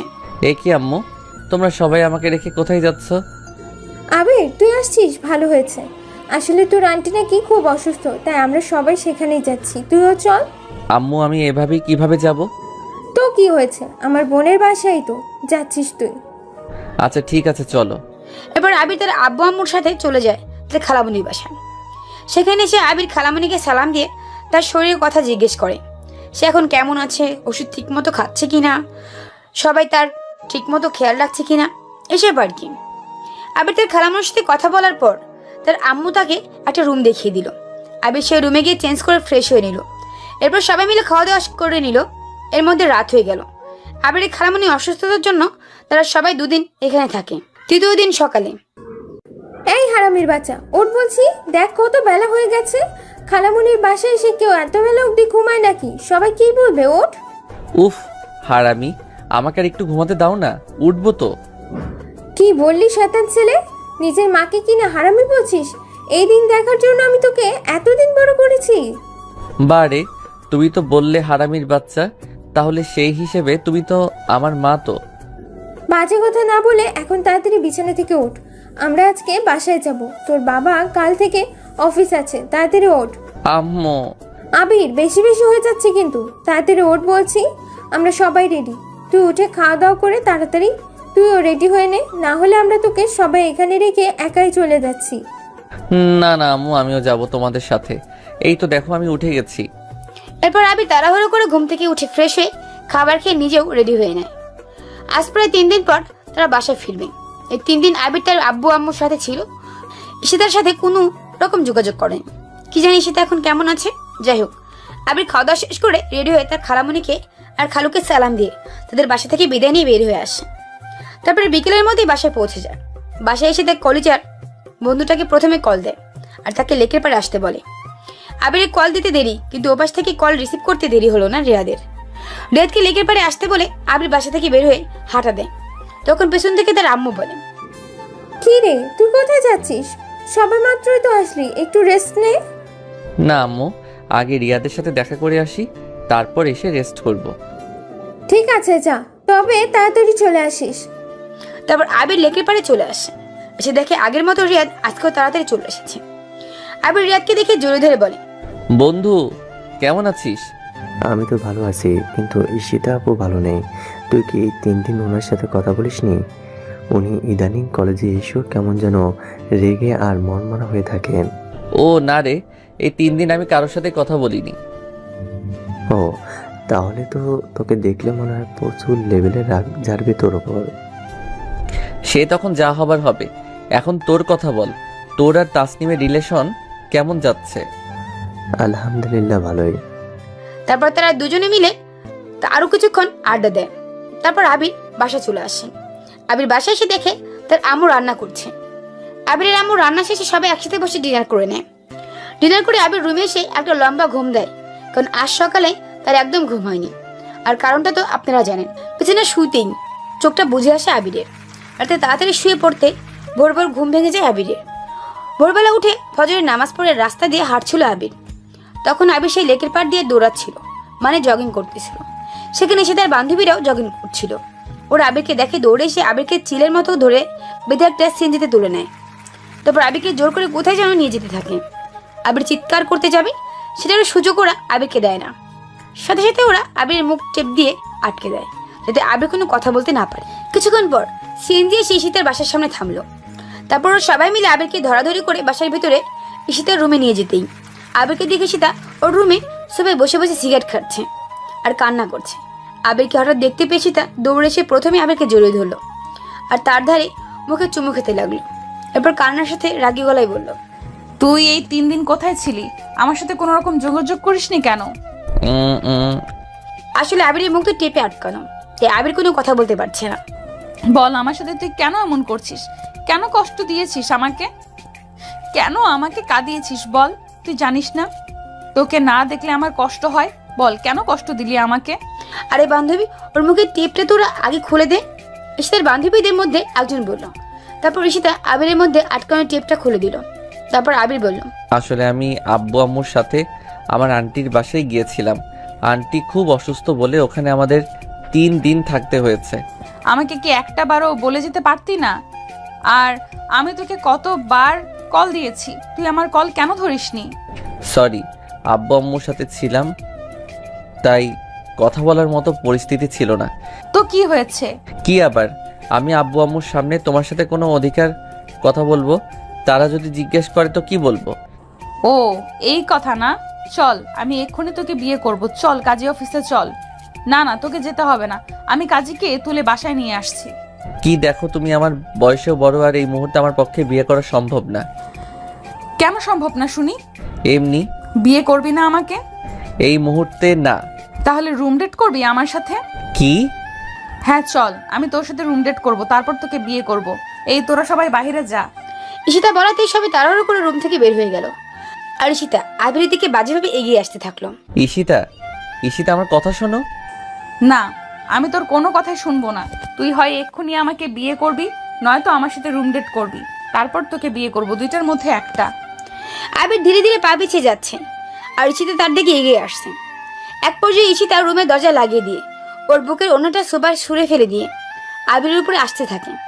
তারপর ঈশিতা আবিরকে তার খাটের উপরে শুয়ে ফেলে দিল। এক পর্যায়ে আবিরকে জোর করতে থাকে। এবার আবির বাধ্য হয়ে ঈশিতার গালে জোরে একটা থাপ্পড় বসিয়ে দেয়। সাথে সাথে ঈশিতা থমকে যায়। কি মনে করো কি তুমি নিজেকে? সব সময় তুমি যা বলবে তাই সবাই করবে? তুমি কি নিজেকে মেয়ে মনে করো নাকি? একটা মেয়ে কেমন হয় তুমি জানো?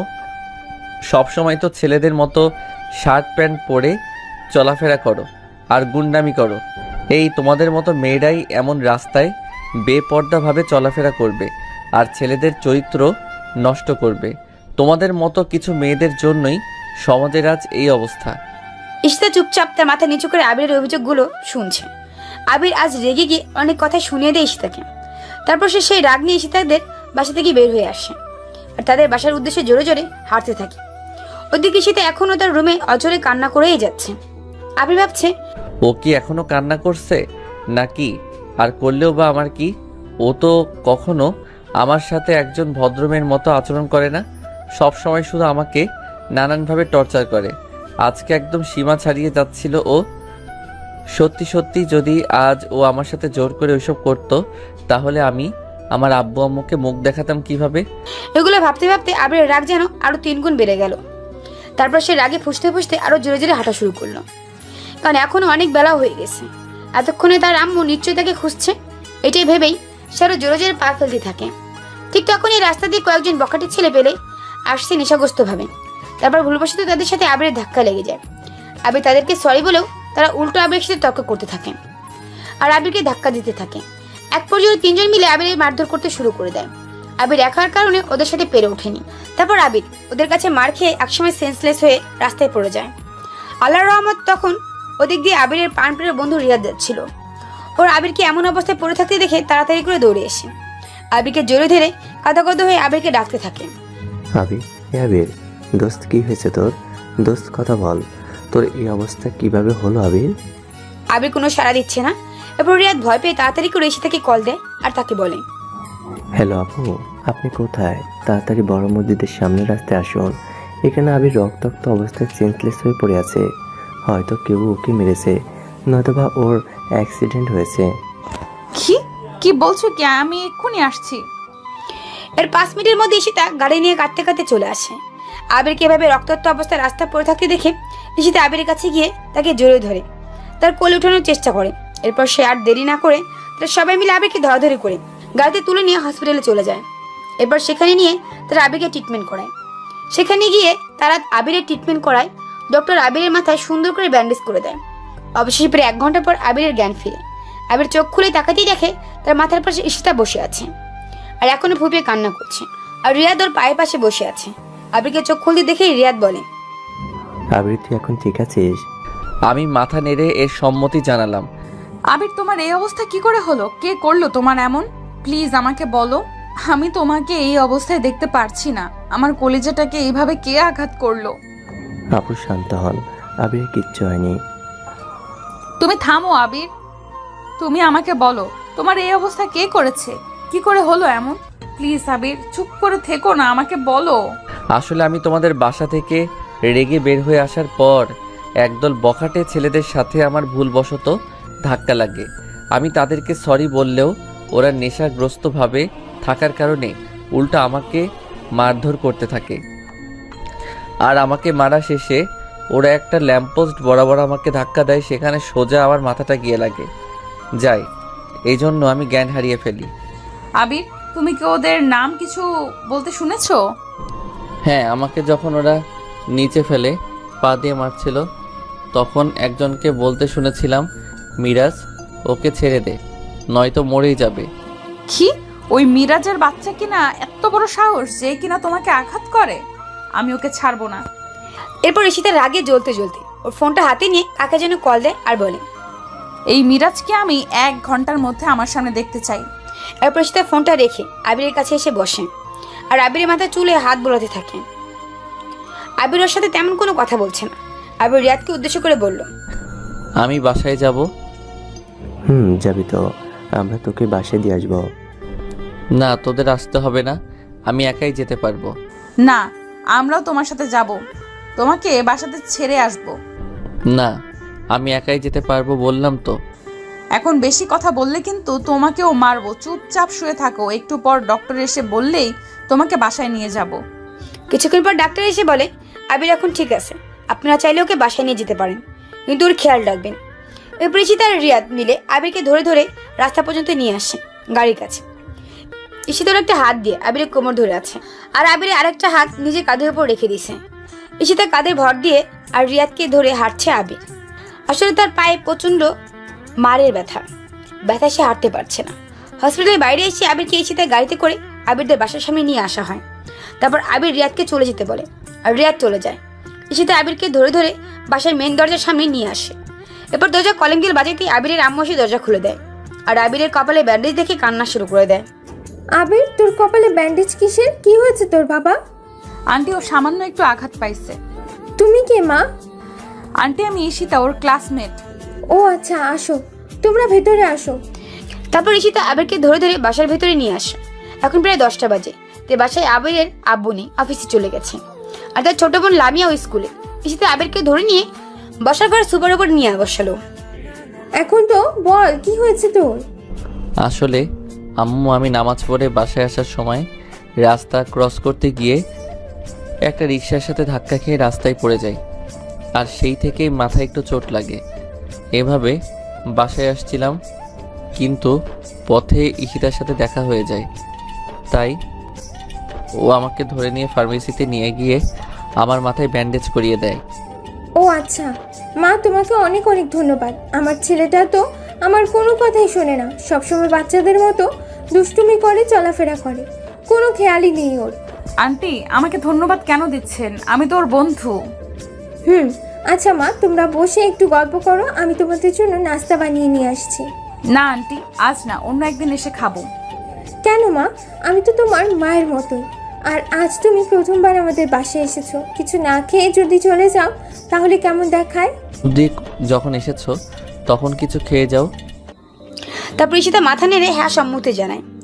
আবির আম্মু চলে যায় কিচেনে তাদের জন্য নাস্তা বানাতে। আবির আর ঈশিতা দুজনে মিলে সোফায় বসে আছে, কেউ কোনো কথা বলছে না, দুজনেই চুপ। একটু পর ঈশিতা নীরবতা ভেঙে বলল, আবির, তোমার রুম কোনটা? উপরে দোতলায়। চলো তোমার রুম দেখবো। আচ্ছা। তারপর আবির ঈশিতাকে নিয়ে উপরে আর তার রুমে নিয়ে যায়। ঈশিতা আবিরের পুরো রুমের সাইডে ঘুরে ঘুরে দেখতে থাকে। রুমের চারপাশটা খুব সুন্দর করে সাজানো গোছানো। বাহ, তোমার রুমটা তো খুব সুন্দর। আবির, আমি একটু ফ্রেশ হয়ে নেই। হ্যাঁ নিশ্চয়ই, ওয়াশরুমটা ওই যে ওই দিকে। এবার আবির ঈশিতার ওয়াশরুমটা দেখিয়ে দিল। একটু পর ঈশিতা ওয়াশরুম থেকে ফ্রেশ হয়ে বের হয়ে আসলো। তারপর আবির আবার ঈশিতাকে নিয়ে নিচে বসার ঘরে এসে বসে। আর একটু পর আবিরের আম্মু ওদের দুজনের জন্য নাস্তা বানিয়ে নিয়ে আসে। এই নাও মা, খেয়ে নাও। আবির, তুই একটু খা। ঈশিতা খাচ্ছে না, চুপচাপ বসে আছে আর মাথা নিচু করে আসছে, মনে হচ্ছে লজ্জা পাচ্ছে। কি হলো মা, খাচ্ছ না কেন? আমি তো তোমার আম্মুর মতো। এত লজ্জা কেন পাচ্ছ আম্মুর বাসায় এসে খাবার খেতে? নাও হাঁ করো, আমি তোমাকে খাইয়ে দিই। ঠিক আছে আন্টি, দেন। এরপর আম্মু ঈশিতাকে একটু একটু করে নাস্তা খাইয়ে দিতে লাগলো। আর এদিকে আমার দিকে যেন আম্মুর কোনো নজরই পড়ছে না। যা বাবা, মনে হচ্ছে আমি আম্মুর সন্তান না, ঈশিতাই আম্মুর সন্তান। নাস্তা শেষে ঈশিতা আমার হাত ধরে নিয়ে আমাকে আমার রুমে নিয়ে গিয়ে বসিয়ে দেয়। তারপর আম্মুকে বলে, আন্টি আমি তাহলে এখন আসছি, আপনি ওর খেয়াল রাখবেন কিন্তু। ঠিক আছে মা, আর তুমি কিন্তু প্রতিদিন একবার করে এসো, আমার সাথে দেখা করে যাবে, কেমন? ঠিক আছে আন্টি। এরপর ঈশিতা আবিরদের পাশে থেকে চলে যায় আর যাওয়ার সময় বারবার পেছন ফিরে আবিরকে দেখতে থাকে। ওই জন্য কিছু বলতে চেয়েও বলতে পারছে না আবিরকে। বিকেলে রিয়া দৌড়াতে দৌড়াতে আবিরদের বাসায় আসে। এসে আবিরের আম্মুর কাছে জিজ্ঞেস করে আবির কোথায়। আবিরের আম্মু বলে আবির রুমে আছে। এরপর রিয়াদ সিঁড়ি বেয়ে সোজা আবিরের রুমে চলে যায়। কিরে তুই এত হাঁপাচ্ছিস কেন? কি হয়েছে? দোস্ত আর বলিস না, ঈশিতা আপু তো মিরাজ আর ওর বন্ধুদেরকে এমনভাবে মেরেছে যে ওরা এখন হসপিটালে ভর্তি আছে। দু একজনের তো পুরো হাত পা ভেঙে গেছে। বলিস কি? ঈশিতা আপু ওদেরকে খুব মেরেছে। জানি না ওরা 6 মাসেও বাসে ফিরতে পারবে কিনা। আচ্ছা তুই বস এখানে। বাবা সত্যি করে বল তো আবিরের কি হয়েছিল? রিয়াদ একবার আবিরের দিকে তাকাচ্ছে তো আরেকবার আবিরের আম্মুর দিকে তাকাচ্ছে। কি হলো বাবা, বল ওর কি হয়েছিল? আমি কিন্তু তোকে খুব বিশ্বাস করি, আর আমাকে কিন্তু একদম মিথ্যে বলবি না তুই। আর এই মিরাজটাকে, ওকে কে এভাবে মেরেছে? কি সব বলছিলি তোরা? আমি দরজার ওপাশ থেকে শুনলাম। এরপর রিয়াদ আবিরের আম্মুকে সব সত্যিটা বলে দেয়। আবিরের আম্মু সব শুনে কান্না করতে থাকে আর আবিরের মাথায় হাত বুলাতে থাকে। উফ আম্মু, আবার শুরু করলে তোমার এই কান্না? আরে আমি ঠিক আছি। এভাবে প্রায় 1 মাস কেটে গেল। ঈশিতা প্রতিদিন আবিরের বাসায় একবার করে এসে আবিরকে দেখে যায়, কিন্তু আবির ঈশিতার সাথে ঠিক করে কথা বলে না, কারণ ওর গুন্ডাবির স্বভাব এখনো যায়নি। এখনো ছেলেদের মতো জিন্স প্যান্ট আর টি শার্টের মতো কি যেন একটা পরে থাকে। ওর আচরণ এখনো মেয়েদের মতো আসেনি। আবিরের আম্মু যদিও জানে ওর সব কথা, কিন্তু এরপর আবিরের আম্মু ঈশিতাকে কিছু বলেনি, কারণ ও সেদিন আবিরকে হসপিটালে নিয়ে গিয়েছিল আর আবিরের হয়ে ওই ছেলেগুলোকে শাস্তি দিয়েছিল বলে। এভাবে 1 মাস পর একদিন বিকেলে আবির ছাদে বসে বসে বই পড়ছিল। এমন সময় পেছন থেকে কে যেন এসে আবিরকে জড়িয়ে ধরে। উফ আম্মু, ছাড়া তো। আবার আমাকে জড়িয়ে ধরছো কেন? আম্মু না, আমি তোমাকে জড়িয়ে ধরছি, পেছনে তাকিয়ে দেখো। আরে এটা তো ঈশিতা ভয়েস, কিন্তু ও ছাদে কেন চলে এসেছে তাও এই সময়? এরপর আবির পেছনে ফিরে তাকিয়ে দেখে আজকের ঈশিতা আর বিগত দিনে ঈশিতার মধ্যে অনেক চেঞ্জ। সে তো পুরাই বিশ্বাস করতে পারছে না যে এটা স্বপ্ন নাকি বাস্তব। এটা কোন ঈশিতা? এটা কোন ঈশিতা আমার সামনে দাঁড়িয়ে আছে? আমি দেখছি ঈশিতা আজ একটা খয়েরি রঙের শাড়ি পরে আমার সামনে এসেছে, সাথে ফুল হাতাওয়ালা ব্লাউজ। চুলগুলো আজ আর সে এলোমেলো ভাবে নেই, সুন্দর করে পেছনে চুল বাঁধা, আর তাতে গোলাপ ফুল, হাতে কাচের নীল রেশমি চুড়ি আর ঠোঁটে লাল লিপস্টিক, চোখে কাজল, সাথে ঝুমকো, কানের দুল, গলায় সুন্দর একটা চেইন মালা। সব মিলিয়ে আজ ঈশিতাকে একদম মেলানোই যাচ্ছে না। আমি নিজের হাতে একটা চিমটি কেটে নিলাম। আসলে আমি ক্লিয়ার হতে চাচ্ছি যে এটা স্বপ্ন নাকি বাস্তব। ঈশিতা আজ শার্ট প্যান্ট ছেড়ে এভাবে এতটা পরিবর্তন হয়ে আমার সামনে এসেছে। আমি কিছু না বলে প্রায় 3 মিনিট ওর দিকে তাকিয়ে ক্রাশ হয়ে আছি, চোখ যেন পারছি না। কি হলো এভাবে হা করে তাকিয়ে কি দেখছো? আমি তোমার ঈশিতা। সরি, আমার কোনো ব্যক্তিগত কেউ নেই এই নামে। সেই জন্যই তো তোমার ব্যক্তিগত কেউ হতে আমি এসেছি, নিজেকে বদলে। আবির বিশ্বাস করো, আমি শুধু তোমার জন্য নিজেকে এতটা বদলে ফেলেছি। আসলে ছোটবেলায় মা মারা যাওয়ার পর বাবার কাছে একাই লালন পালন হই। আমি কিছুটা বড় হওয়ার সাথে সাথে নানানভাবে ছেলেরা আমাকে বাইরে ইফটিজিং করতে থাকে, নানানভাবে আমাকে ভালোবাসার কথা বলে আমার বাবার সম্পত্তির লোভে। এই সমস্ত ইফটিজিং থেকে বাঁচতে আর সমাজে আমার মতো কিছু মেয়েদেরকে ছেলেদের ইফটিজিং থেকে বাঁচাতে আমি এমনভাবে চলাফেরা করতাম নিজের নিরাপত্তার জন্য। আর এখন আমি তোমাকে আমার ব্যক্তিগত দেহরক্ষী করে রাখতে চাই সারা জীবনের জন্য। আবির, আমি তোমার বউ হতে চাই। তুমি কি আমাকে একটিবার সুযোগ দিবে নিজেকে পরিবর্তন করার? আমি সত্যিই তোমাকে অনেক ভালোবাসি। আমি তোমাকে ছাড়া আর থাকতে পারবো না। আমি জানি না তুমি আমার কথাগুলো কিভাবে নিবে, কিন্তু এটাই সত্যি। আমি তোমাকে প্রথম দিন আমাদের বাড়ির সামনে দেখেই তোমাকে ভালোবেসে ফেলেছিলাম। এরপর ধীরে ধীরে তোমাকে যত চিনেছি, যত দেখেছি, ততই তোমাকে ভালোবেসে ফেলেছি, যার জন্য এখন আমার তোমাকে ভোলা একদমই সম্ভব না। আবির, তুমি কি আমাকে একটিবার সুযোগ দেবে তোমাকে নিজের করে ভালোবাসার, সারা জীবন তোমার পাশে থাকার এবং বয়স্ককালে তোমার নিরাপত্তার একমাত্র সঙ্গী হওয়ার? আমি শুধু চুপচাপ ঈশিতার কথাগুলো শুনছি, কোনো কথা বলছি না। কি হলো আবির, উত্তর দাও। আজ হয়তো তুমি আমাকে নিজের করে নিবে, নয়তোবা আমাকে তুমি নিজের হাতে মেরে ফেলবে। আবির, আমি সত্যি তোমাকে ছাড়া থাকতে পারবো না। অনেক ভালোবেসে ফেলেছি তোমাকে। তুমি আমাকে যা বলবে, যেভাবে বলবে আমি সেভাবেই চলবো। তবু প্লিজ তুমি আমাকে দূরে ঠেলে দিও না। বলে ঈশিতা আমার হাত ধরে কান্না করতে থাকে। আমি এখনো নিশ্চুপ আছি। কি হলো আবির, কথা বলছো না কেন? আমার প্রতি কি এখনো ঘৃণা জমে আছে তোমার, নাকি আমাকে এখনো মেয়ে বলে মনে হচ্ছে না? বলো, আমি কি করলে তুমি আমাকে ভালোবাসবে? আমি তাই করতে রাজি আছি। আমি এখনো নিশ্চুপ। আসলে আমিও তো ঈশিতাকে পছন্দ করি, কিন্তু ওর ছেলেদের মতো চলাফেরা আর এলাকায় এমন গুন্ডামির জন্য ওকে আমার ভালোবাসার কথাটা বলিনি। আমি শুধু চেয়েছিলাম ওকে একটু পরিবর্তন করতে, ওকে বোঝাতে যে একটা মেয়ের সমাজে কেমনভাবে চলাফেরা করা উচিত। আর আজও সেটা বুঝতে পেরেছে। তাই আমার আর ওর প্রতি কোনো অভিযোগ নেই, কোনো অপছন্দ নেই। তাই সব কিছু ভুলে আমি বসা থেকে উঠে দাঁড়িয়ে ঈশিতার 2 হাত আমার বুকের সাথে জড়িয়ে ধরে বললাম, আমার জন্য কিচ্ছু করতে হবে না, শুধু নিজেকে এভাবেই সারা জীবন বাঁচিয়ে রাখো আর আমাকে এভাবেই ভালোবাসো। আমিও সারা জীবন এভাবেই তোমার ভালোবাসা জোরে থাকতে চাই। আমিও যে তোমাকে অনেক বেশি ভালোবাসি আমার পাগলি। এরপর আবির মুচকে একটা হাসি দিয়ে ঈশিতাকে তার বুকে জড়িয়ে নেয়, আর সে শক্ত করে জড়িয়ে ধরে আরো বেশি করে কেঁদে দেয়। কি হলো জান, এখন কান্না করছো কেন? খুশিতে। পাগলি। আমি শুধু তোমার পাগলি, আর সারা জীবন তোমার পাগলি হয়েই বাঁচতে চাই। আমার ভালোবাসাটা, আমার সারা জীবনটা আমি তোমাকে ভালোবেসে কাটিয়ে দিতে চাই। এইভাবেই রাখবে তো আমায় সারা জীবন তোমার বুকের মধ্যে? আই লাভ ইউ ফপি। আই লাভ ইউ টু আমার কলিজাটা।